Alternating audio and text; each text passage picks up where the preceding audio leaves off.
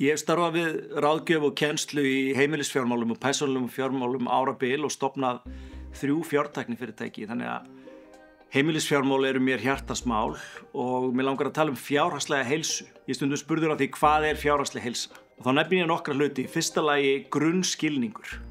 Maður þarf að hafa grunnskilning á fjármálahugtökum í okkar hagkerfi og vita hvað vextir og verðbólga og svo framvegis eru. Í öðru lagi að hafa yfirsýn. Maður þarf að skilja hvað lífi kostar og hvað maður meiri tekjur og gjöld og hvert peningarnir fara.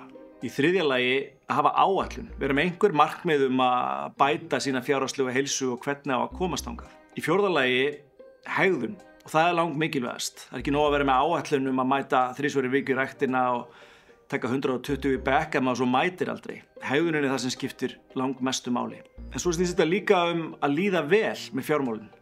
Það er til fullt af fólki sem er kannski með frábæran líkama en líður samt ekki vel með hann. Þannig að maður þarf að upplifa sig að maður hafi stjórn á fjármálunum. Og að lokum vil ég nefna að fjárhagsleg heilsa er mjög persónuleg fyrir hvern og einn. Það er ekki það sama fyrir alla. Fyrir mig til dæmis sem á 4 stráka skiptir mér miklu máli að vera þeim góð fyrirmynd. Líka sem tæknifrumkvöld skiptir mér máli að geta stofna fyrirtæki og kannski þola launaleysi í einhverja mánuði meðan ég er að byggja upp fyrirtækin á fyrstu skrefunum. Og við uppbyggingu Spesiu þá höfum við haft alla þessa þætti í huga og viljum hjálpa þér að bæta þína fjárhagslegu heilsu.